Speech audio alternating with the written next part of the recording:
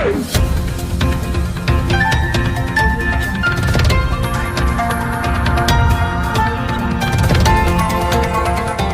देख रहे हैं मगरा न्यूज राजस्थान, खबरें सबसे तेज।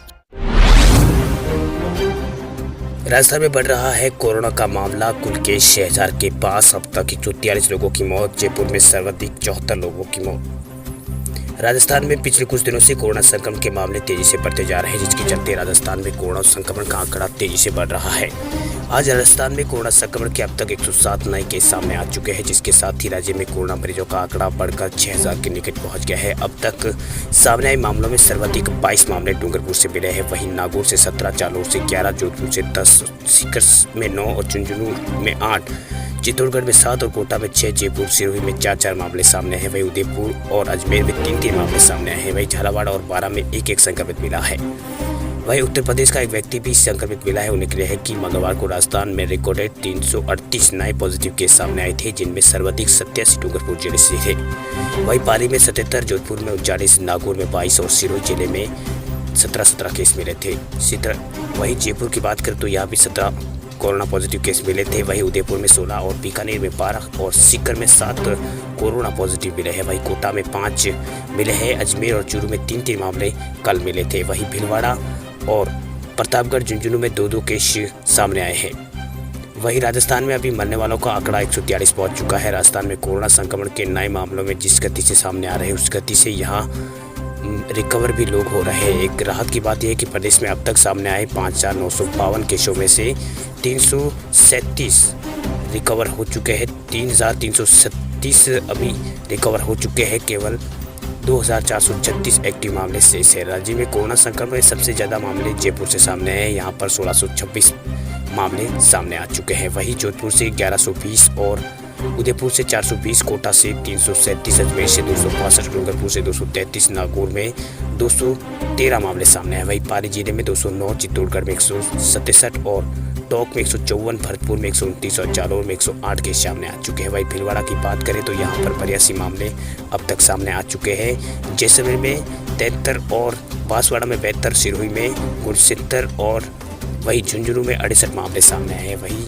बात करें राजसमंद की तो यहाँ पर 53 मामले सामने आ चुके हैं। अब तक झालावाड़ में 51, बाड़मेर में 50 कोरोना मरीज मिल चुके हैं। वहीं चूरू में 49 और दौसा में 39, अलवर में 36 और धौलपुर में 28 मामले सामने आ चुके हैं। वहीं हनुमानगढ़ में 14, करौली में 10 और प्रतापगढ़ में 7 मामले आ चुके हैं। वहीं बारां में 5 कोरोना संक्रमित मिले हैं।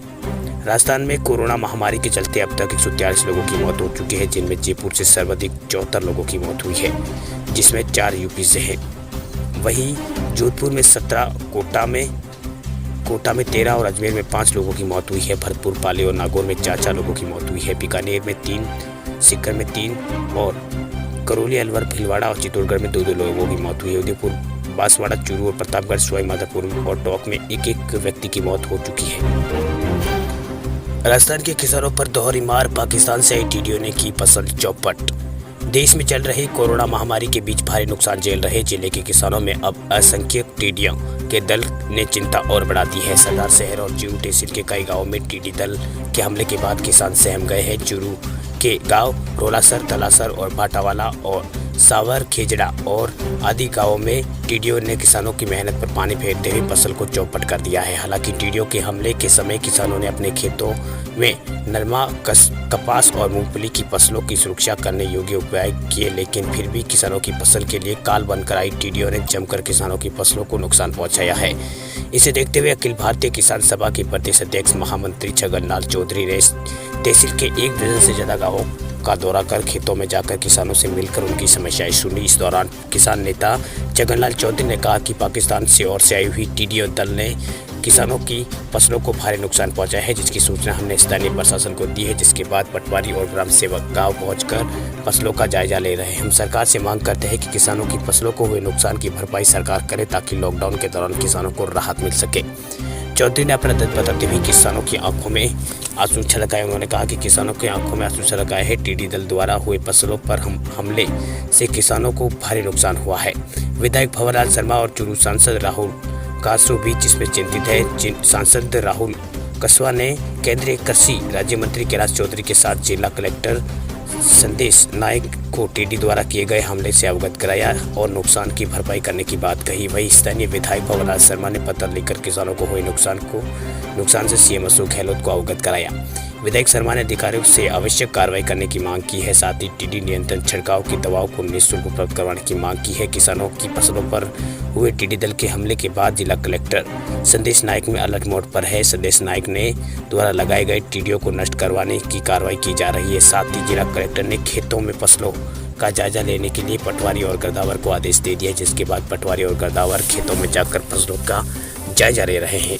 वहीं टीडी दल के हमले के बाद अब किसानों को सारी उम्मीद गहलोत सरकार से है। सभी किसान गहलोत सरकार की ओर टकटकी लगाकर देख रहे हैं। किसानों को उम्मीद है कि गहलोत सरकार उनका उचित मुआवजा देकर किसानों को कुछ हद तक राहत देगी, क्योंकि पहले ही कोरोना काल ने किसानों की कमर तोड़ रखी है। अब टीडी दल के हमले के बाद उसे दोहरी मार झेलनी पड़ रही है। राजस्थान सरकार ने कहा सभी बसें फिट, गलत बोल रही है यूपी सरकार। श्रमिक स्पेशल बसों को लेकर कांग्रेस और यूपी सरकार योगी सरकार के बीच तनातनी तेज हो गई है। अब दोनों ओर से एक दूसरे के ऊपर आरोप प्रत्यारोप तेज कर दिए गए हैं। कांग्रेस का कहना है कि योगी सरकार ने जानबूझकर कांग्रेस की बसों को नहीं ली क्योंकि उसे श्रमिकों के हित का ख्याल नहीं है, जबकि पूर्ण यूपी सरकार का कहना है कि बसों के फिटनेस सर्टिफिकेट नहीं थे, उन्हें चलाने योग्य कैसे माना जाए। इस बीच राजस्थान सरकार भी सामने आई है, जहाँ यूपी के लिए बसें रवाना की गई थी। राजस्थान सरकार ने केंद्र सरकार के वो आदेश जारी किए हैं जिसमें कहा गया है कि 1 फरवरी तक उससे पहले किसी भी बस की फिटनेस सर्टिफिकेट एक्सपायर किए गए हैं तो वे 30 जून तक मान्य रहेंगे। राजस्थान सरकार के परिवहन मंत्री ने आरोप लगाया कि केंद्र सरकार के आदेश के खिलाफ जाकर फर्जी तरीके से उत्तर प्रदेश में मुकदमे दर्ज किए जा रहे हैं और बसों को सीज किया जा रहा है।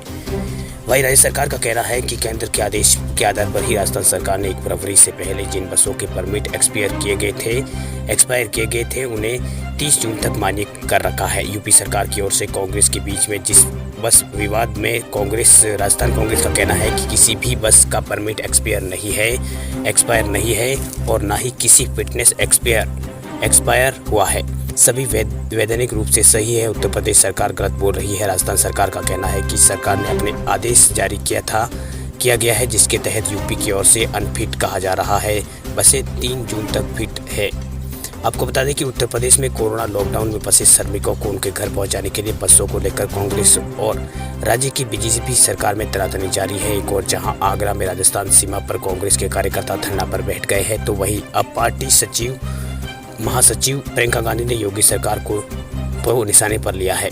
प्रियंका गांधी ने कहा है कि उत्तर प्रदेश सरकार ने हद कर दी है। उन्होंने कहा कि मुख्यमंत्री योगी आदित्यनाथ इन बसों पर चाहे तो बीजेपी के बैनर लगा कर पोस्टर लगा दीजिए, लेकिन हमारे सेवा भाव को मत ठुकराइए। दूसरी ओर यूपी सरकार का कहना है कि बसों का नाम पर कांग्रेस की ओर से 2-3 व्हीलर की लिस्ट सौंपी गई है। कोरोना महामारी के चलते 2 महीने से लॉकडाउन होने के कारण बेरोजगारी चरम पर है। ऐसे में मनरेगा ग्रामीण क्षेत्रों में रोजगार को संभालना शुरू कर दिया है। राजस्थान में रोज 1 लाख से अधिक नए लोग मनरेगा के तहत राजस्थान से जुड़ रहे हैं। यही वजह है कि पिछले 34 दिनों में राज्य में 35 लाख श्रमिक नरेगा के तहत काम कर रहे हैं।